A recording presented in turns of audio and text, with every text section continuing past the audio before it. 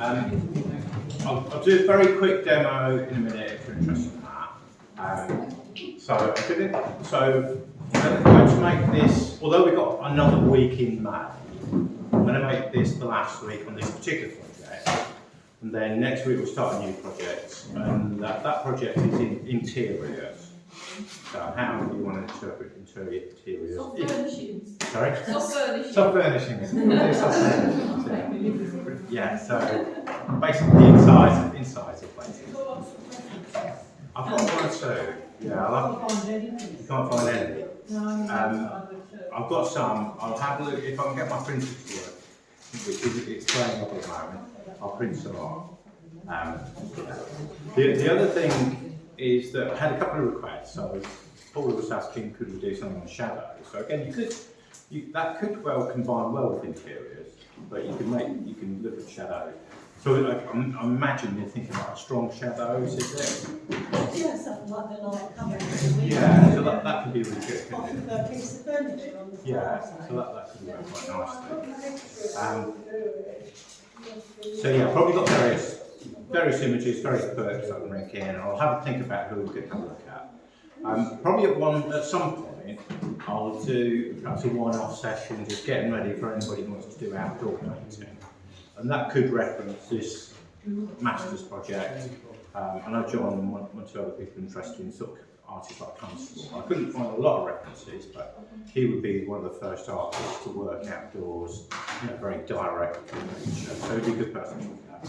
And Mal was asking about inks as well. So we're thinking, are you thinking like sort of black and white or colours? Colour inks. Yeah. So you could do something. You've got a few. I've only really got black. Yeah, probably just. Some are acrylic and some are like calligraphy. Yeah, we can have a look at it then. I've only got tonal ink. I can only really do it in black and white myself. The only thing with the inks is that sometimes the yellow is a bit, it's not got a lot of pigment in the yellow. Right. It's for the effect, isn't it, really? Yeah. Yeah, if you want to make a colour like blue and green. Yeah, so that could be. Yeah, barely any blue. So for anybody who's got inks, coloured inks, that could be something we'll have a look at. I've only got black and white, so I'll bring in the black and white. So we're thinking like painting with inks, or it could be drawing as well. It's when we come back in September. Yeah, it could be September, or we could incorporate it within, one of the projects we're working on. Yeah, I'll have a little think, see how we can look at that. Okay, so that's the plan for the next couple of weeks. Oh, the other thing was, Sue was just asking, so I'm running, obviously next week is last week in May. And then actually it's the first, I think for this class it's the first week in June that I'm away. So it's the 6th. So basically we've got this week, next week, a week's break, and then we'll then have 4 weeks, and I'll finish the first week in July. So it'll be the first week in July and then be sort of break for the summer. Yeah, but I'll perhaps just remind you, I'll keep reminding you on a weekly basis, and I've got all the dates on the emails and things like that. I've got a brain like a 6. That seems like it's true. Just check that's all right. No, that's all right. I quite like the idea of perhaps some sort of drawing session. There's lots of ways you could interpret this. I quite like this. I would sort of quite like the idea of maybe turning this Leonardo drawing. This is a Leonardo da Vinci drawing.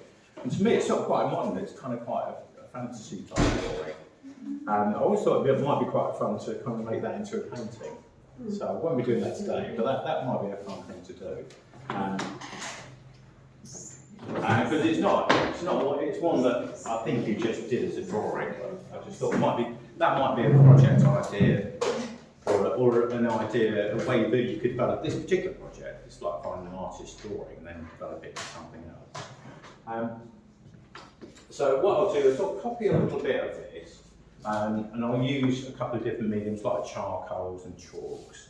So last week I concentrated on just pens, the sort of fibre pens, I thought it might be worth looking at some of the softer mediums. So I'm thinking perhaps something like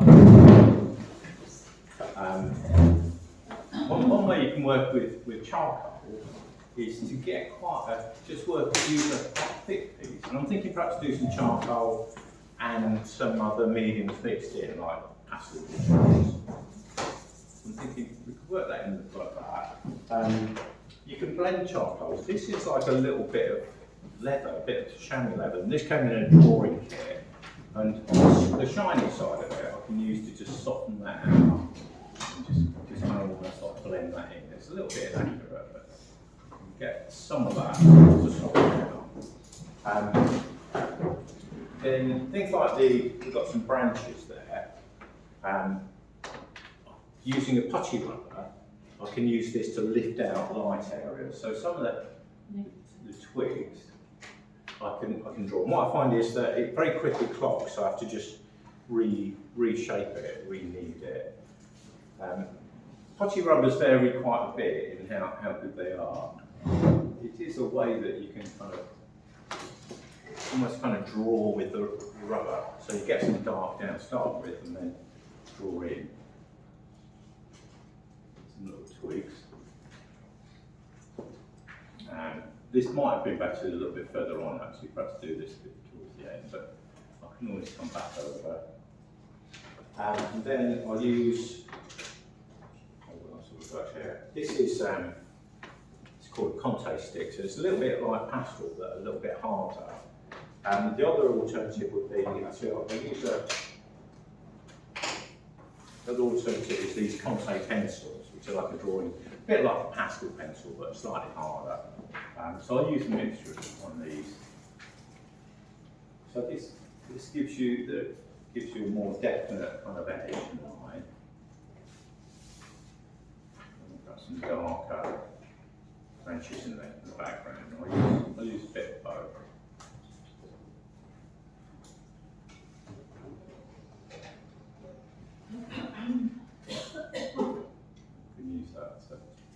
And this is quite nice because you can almost like vary the thickness of the line, vary the darkness of the line. And I can come back to the charcoal and just softly sort of work that in there. These paper blenders, you can get these very cheaply just in the works and things like that. If you're interested in doing this, you can just soften that in. Like that. And then finally, just I think some sort of suggestion of individual leaves. I'll just soften this out a little bit. Just bring some of this up here. So this almost like gives me a little bit of a background, and then I can use I'll use this pastel pencil just to suggest kind of individual leaves, kind of something a little bit like this. I know in some of the classes, one or two of the students were asking about some of these old master drawings and what materials they use, whether they use pencils and things like that, which they probably wouldn't have done at that time, because I think graphite was more of a slightly more modern discovery really, and encasing graphite in a in between wood would have been quite a modern innovation. But using black chalks, and if you want to look at those drawings, you can see they've kind of used a black chalk of some sort. So I quite like the mixture of the sort of blended areas, and then where you can actually see individual marks, and just softening it out as you come up.